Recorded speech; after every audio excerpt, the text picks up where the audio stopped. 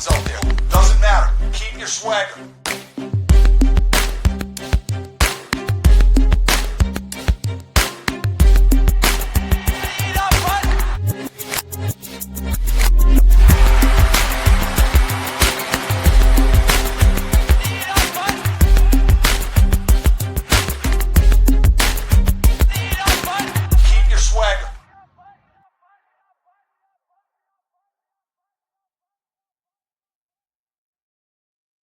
Hey, welcome into the Five Hole Fantasy Hockey Podcast. I am your host, Alan, here again with Vibe Check Series. And here today with me is Eddie Garcia of Locked On Kings to get a vibe check on the season so far and things we might see down the stretch. Eddie, still excited for that round one face-off against the Oilers, as is inevitable?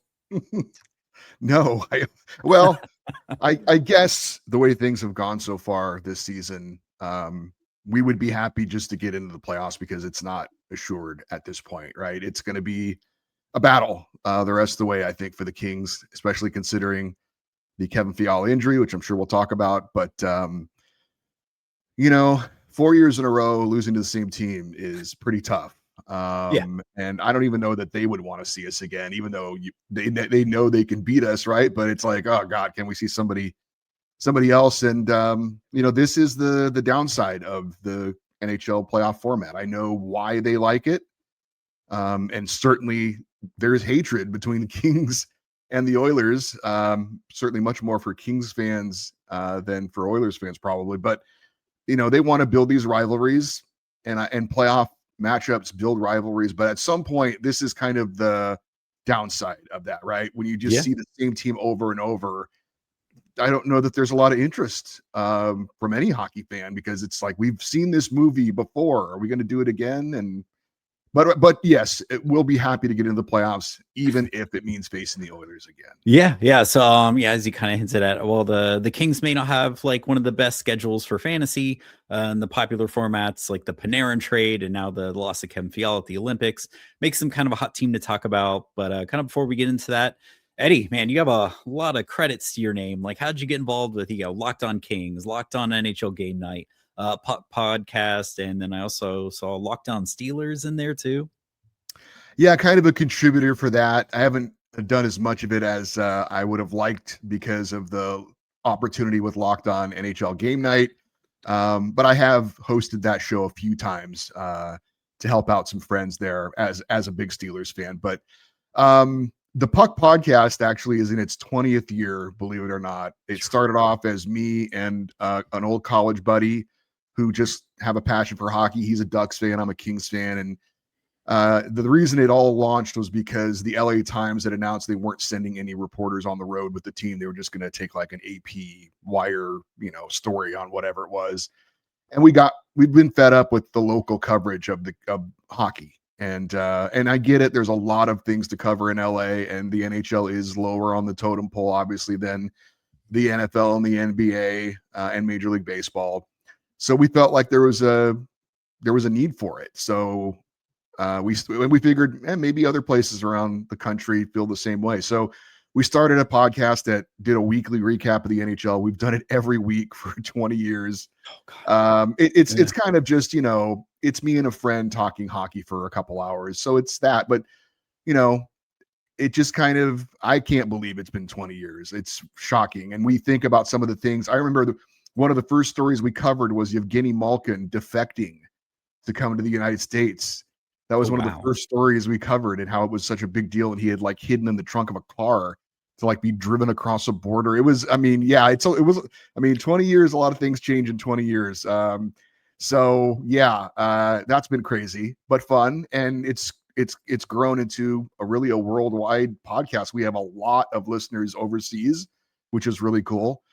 I worked for almost 25 years at the Fox Sports Radio Network as an update anchor and a co-host. And the person that hired me there is his title is like talent coordinator for the Locked On Network. Okay. And he remembered I was a Kings fan, and they were looking for somebody to do that show. And so he reached out, and I thought I would just be kind of doing it as a fun little extra thing. And now it's kind of become the thing along with Game Night. So That's how I got in with the Locked On podcast network, and it's been a lot of fun.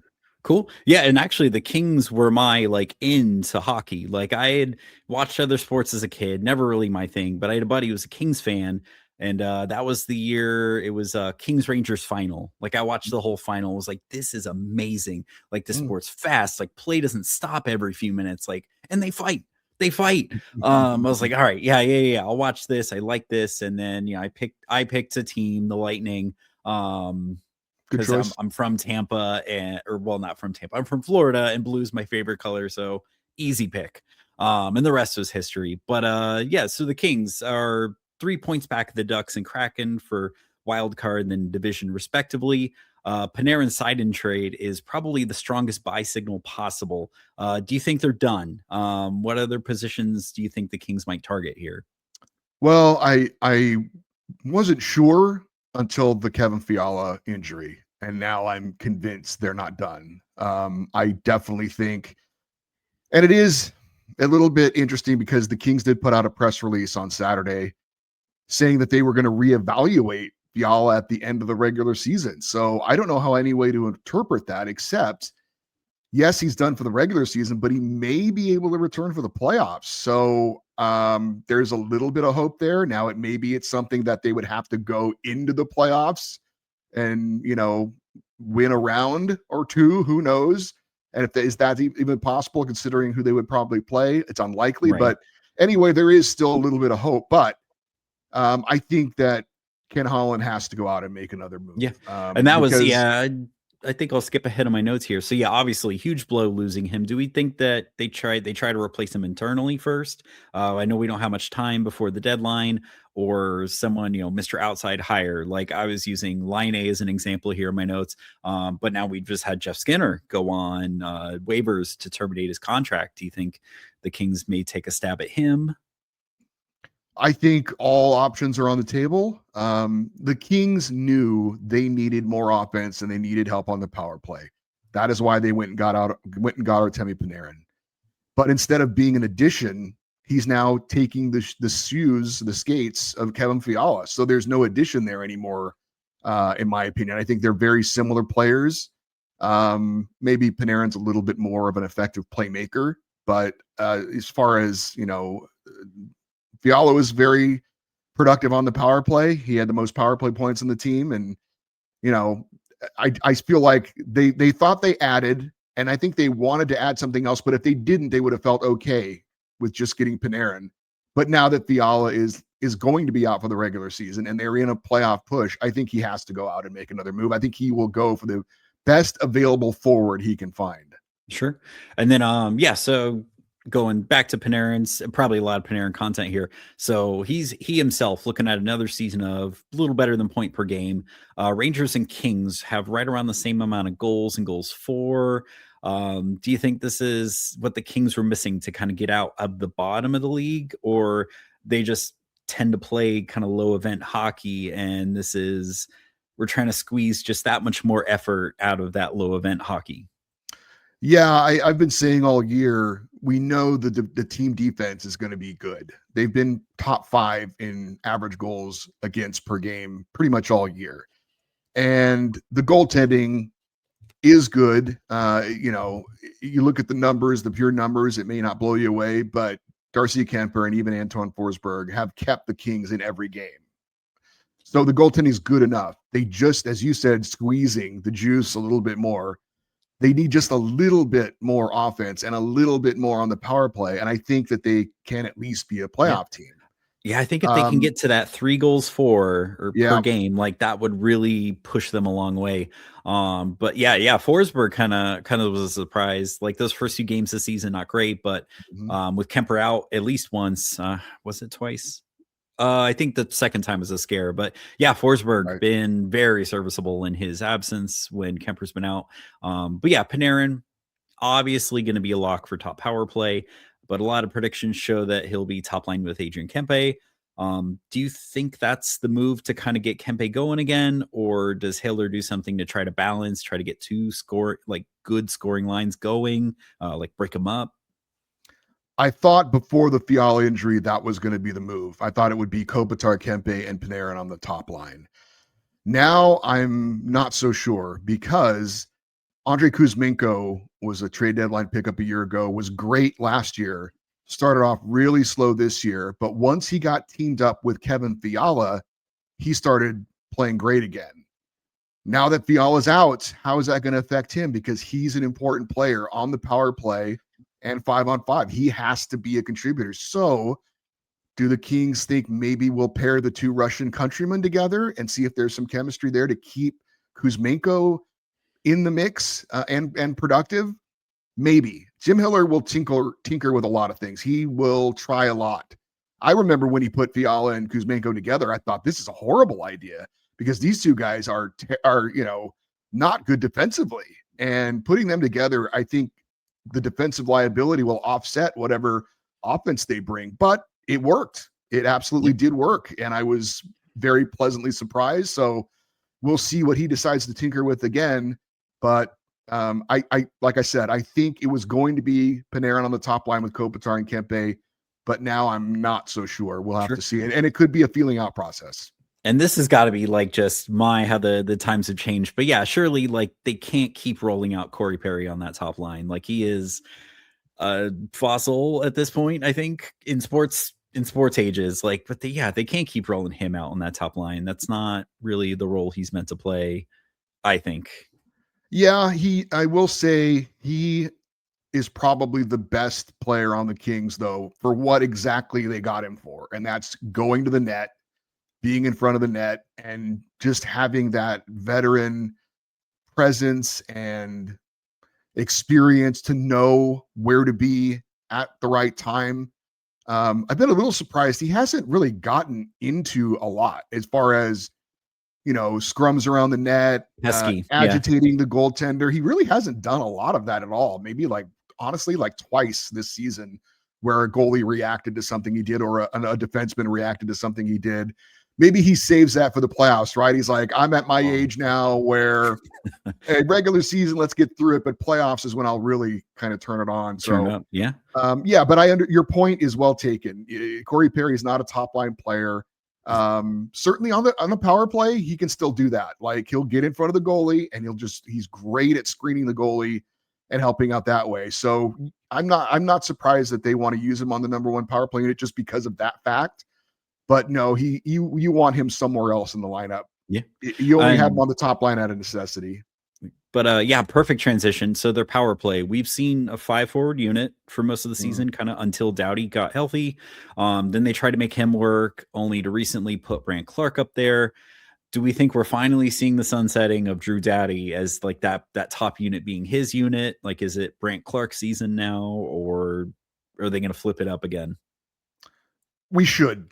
I don't know if that's the case or not. Jim Hiller has shown, in my opinion, way too much respect for Drew Doughty, frankly.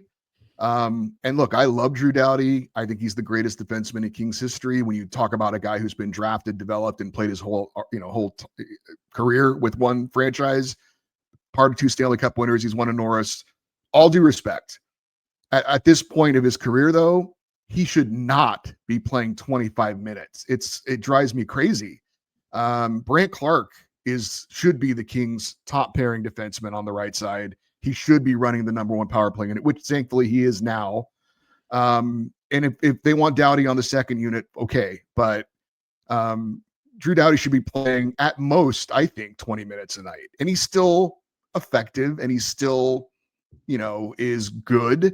I'm not suggesting that, but Brandt Clark to me has ascended.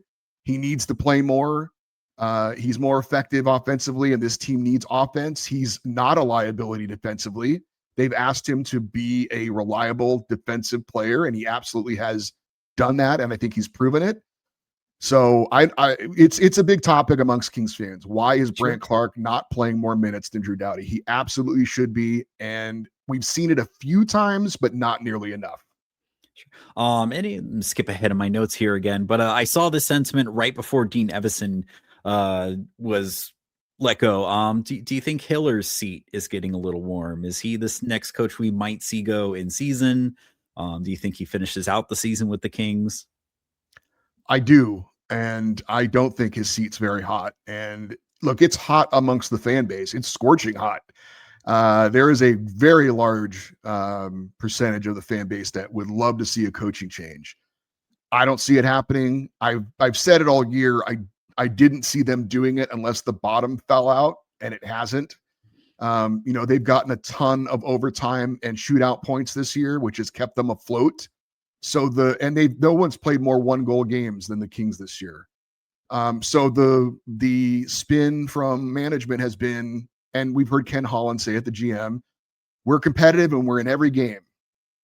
And of course, we all say as fans, well, if you had a better coach, maybe you would be that little bit more better, right? Those 3 points plus it locked in the spot. Right. Yeah. So look, Jim Hiller last year led a team that tied for the most wins and points in a regular season in Kings history. And that's hard to say that he doesn't deserve some credit for that. But my whole thing with him has been, when the ship's going great and there's no problems, he's perfectly fine. But when things get rocky and he needs to challenge players and he needs to make adjustments, and we saw it in the playoffs last year when it got hot, he melted. So there's better coaches available. Now, I don't know if Pete DeBoer or Peter Laviolette, guys who have had proven playoff success, if they want the job. But those two guys, I would have approached them in the offseason and hoped that they would be interested in taking the job. And I understand that would have been a third coach in 3 years, but who cares? I mean, right. And of course, I'm not paying the coach that I fire, right? I'm not paying him to not coach, but I don't think that's ever been an issue with Kings ownership. They spend to the cap. They've paid coaches very well. Todd McCollum made $5 million a year and was among the highest paid coaches. So they will spend. They may not be crazy about the idea of paying a coach to not coach the team, but if the Kings have sold their fans that they're not just in it to win a playoff series, which they haven't done since winning the Cup in 2014, they're in it for a deep playoff run and to be a significant Stanley Cup contender. And we're like, really? Okay. But if you're going to do that, why not hire the best coach that's available? Right. It doesn't make any sense. Trade for the best forward available right now. But unlike a player, you have salary cap implications there, right? You're giving something off your roster. You can add a coach for nothing. That's a move you can make to improve your team. And you're not, there's no, other than the coach wanting to do it, there's no other constraints to hire a coach and make your team better. But I don't think it's going to happen, to answer your question. Gotcha. Okay. And then moving out to No was kind of a surprise. I remember when that contract went through, that was kind of a big deal. Helped Kopitar out. Any murmurs on other roster players we could see moving out at deadline? Anyone on the trade block that maybe we haven't heard of? Well, Ken Holland did an interview on TNT, and he was asked, is he going to make any more moves? And he said, we have too many wingers now. This was before the Fiala injury. And he mentioned Warren Fogle by name because he had said Warren Fogle has been a healthy scratch the last few games. So bringing him up by name and just looking at the roster, him being a healthy scratch, you would think he is the odd man out. Now, does that change that now that Kevin Fiala is injured? Do they decide, well, let's just keep him now? Or do we still use him maybe with another asset to try and get the best forward available? Like I said, he would be the one guy I would probably circle. If not him, I think Trevor Moore is another guy you would look at. They're both under 30. Moore scored 30 goals a couple years ago, although he hasn't approached that since last season or this season. But they're two not too old veterans that I think some teams might be interested in. So I would circle those two names as far as, and the Kings do have, in the Panarin trade, they didn't give up a first-round pick. They didn't give up a second-round pick, although the third is conditional. If they win a couple playoff rounds, then it does turn into a second-round pick. But they have those to play with as well in a potential trade. Okay, and then and I mean, this team's pretty evenly balanced down the lineup. Like any changes in the lineup you could see happening down the stretch. I mean, I feel like the simplest thing is maybe you shuffle Panarin around depending on who he blends with, but or just anyone you could see making top power play, just if things dry up that they really want to get things going. Well, I think Quentin Byfield is always a guy that you look at as being incredibly important. I thought he would be a key piece this year, and his lack of production has certainly been a reason why they are not in a playoff spot and flirting around with that, final wild card spot. He had a really good second half last year. We were hoping that that would at least be the case this year. There have been some signs of life, but there's no question he's an incredibly important player for the Kings now and for their future. And he has not taken another step this year like we all thought he would. He got invited to the pre-Olympic camp for Canada. That's how highly they thought of him, right? That he was in consideration for an Olympic spot if he, performed well this year. And that didn't come close to happening at all. So, but that just goes to show you kind of the thinking, even outside the organization, what kind of future that people have thought he would have, what kind of ceiling people thought he would have. And it just has not taken the next step at all this year. It's been a lot more of the same from the year ago, where not a good first half, strong second half. We'll see if he can do that again this year at least. Yeah, that's what I know in fantasy circles, definitely like Byfield is someone who keeps coming up and like getting all this opportunity. I just keep scratching my head because I'm like, it's some of these people clearly see something that we're not, and that's what they get paid to do. But yeah, so maybe other than Byfield, are there any other players that we may be underrating on this team? I don't, it's hard for me to know what people on the outside think of some of these players. I would say there's a player that last year kind of came out of nowhere, won a roster spot, and is turning into a really nice NHL player, and that's Alex Laferriere. Came out of Harvard, didn't expect him to be at this point of his career at all. Thought he would be, a few years in the AHL, and if he developed. And to his credit, there was an injury, got his chance, impressed, and hasn't left the lineup since. And he's a guy who's just a really, really good all-around player, does a lot of things really well. He's filled in at center when he really isn't a center, and has done the best he could with that. But versatile, has a good scoring touch, will go strong to the net.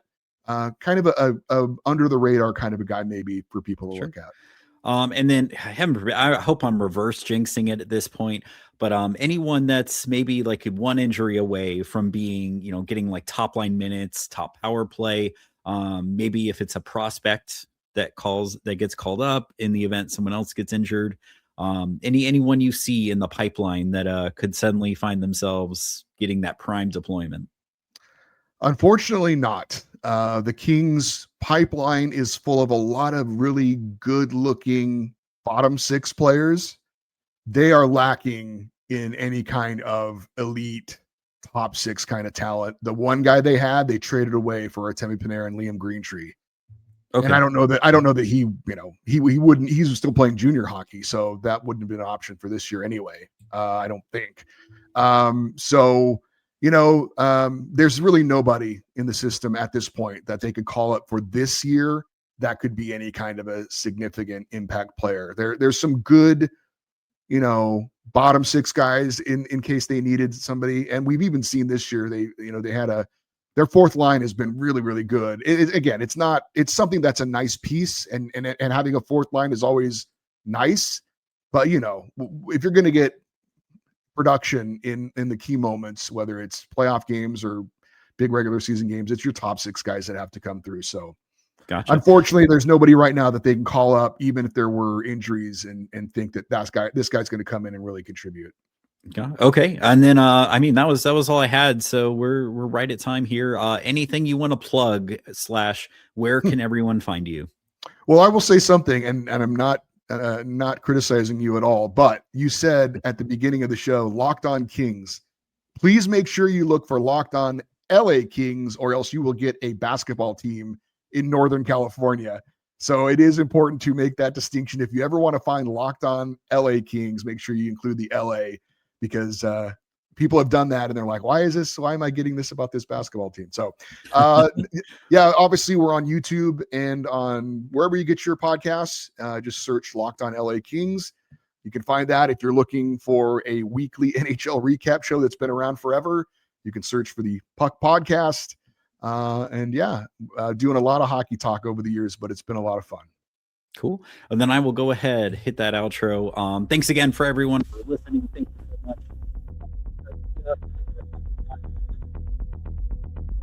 But we'll be back later, hopefully with more of these. If not, definitely for next week when hockey starts back up.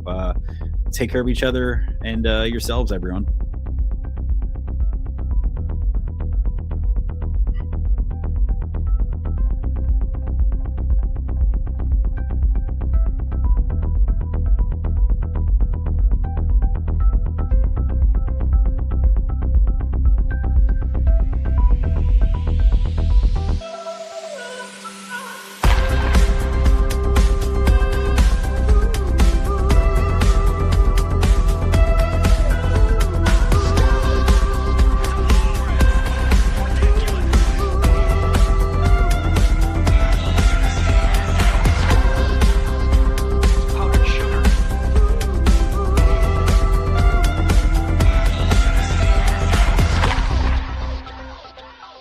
Adios, turd nuggets.